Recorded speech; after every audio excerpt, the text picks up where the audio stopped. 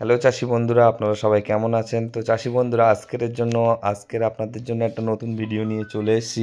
সেটা হচ্ছে কুল চাষ। এই কুল চাষ এখন হচ্ছে, কুল হচ্ছে খুবই ভালো জিনিস, খেতে খুবই ভালো লাগে।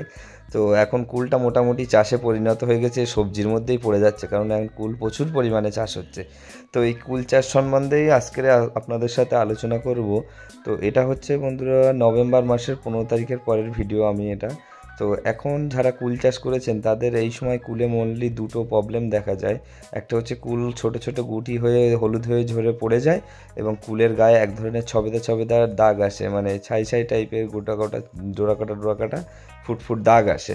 তো এটা হচ্ছে এখনকার কুলের মেন প্রবলেম। তো এই এই প্রবলেম দুটো আপনারা কিভাবে মানে সারাবেন, কি ওষুধ দিলে সারবে, কি স্প্রে করবেন, তো সেটা নিয়ে আজকে আপনাদের সাথে আলোচনা করব। দেখতে পাচ্ছেন ওই যে দুটো কুল আছে, ওর মাঝখানে একটা কুল হলুদ হয়ে যাচ্ছে।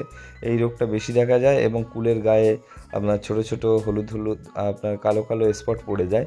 এটা কুলের গায়ে পড়ে, ঠিক আছে। এটা আমরা বাংলা ভাষায়, চাষির ভাষায় এটাকে আমরা ছবেদা দাগ বলি। তো এই ছবেদা দাগ কীভাবে যাবে, ঠিক আছে, কুলের গায়ে যে স্পট পড়ে ছবেদা দাগের, তো এই ছবেদা দাগটা কীভাবে সরবে এবং কুল আপনার ফ্রেশ থাকবে এবং চকচকে থাকবে, কি স্প্রে করলে, কোন ওষুধ স্প্রে করলে, কখন স্প্রে করতে হবে, ডোজ কত দিতে হবে, সেটা নিয়ে আজকের মেনলি আপনাদের সাথে ভিডিও করব।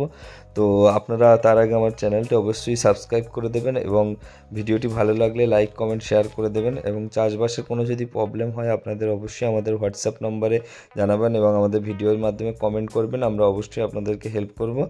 তো চাষি বন্ধুরা, এটা হচ্ছে নভেম্বর মাসের শেষ এবং ডিসেম্বর মাসের শুরু। এই সময় কুল আপনাদের মোটা করার দরকার পড়ে, এবং কুলের গায়ে এক ধরনের ছবেদা দাগ আসে।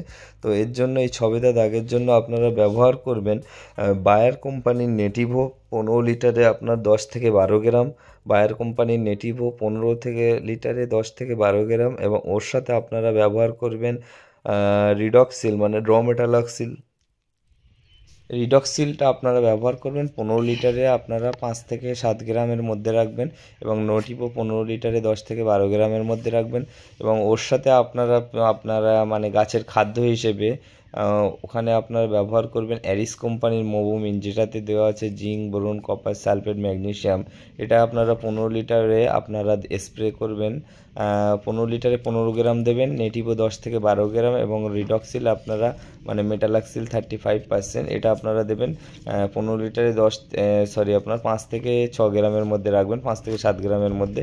এই তিনটে ওষুধ আলাদা আলাদা গুলবেন, আপনারা একসাথে যেন গুলবেন না, আলাদা আলাদা পাত্রে 2-5 মিনিট করে ফাটিয়ে নিয়ে ব্যারেল স্প্রে মেশিনের মধ্যে ঢুকিয়ে মানে ঢেলে দিয়ে আপনারা সকাল মানে নেহর কেটে গেলে সকাল টাইমে স্প্রে করে দেবেন, ভালো কাজ পাবেন। এবং এই কুলের গায়ে দাগ নিয়ে আরও একটা ভিডিও আপনাদের আমি পোস্ট করব, ঠিক আছে। তো এই ওষুধটা আপনারা ব্যবহার করবেন, ব্যবহার করলে খুব ভালো রেজাল্ট পাবেন।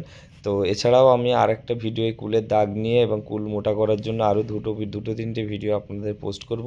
তো আপনারা আমার চ্যানেলটিকে সাবস্ক্রাইব করে দেবেন, এবং আপনারা ব্যবহার করে কেমন কি কাজ হয় অবশ্যই আমাদেরকে জানাবেন। ধন্যবাদ, এবং আপনারা আমার ইউটিউব চ্যানেলটি দয়া করে সাবস্ক্রাইব করে দেবেন।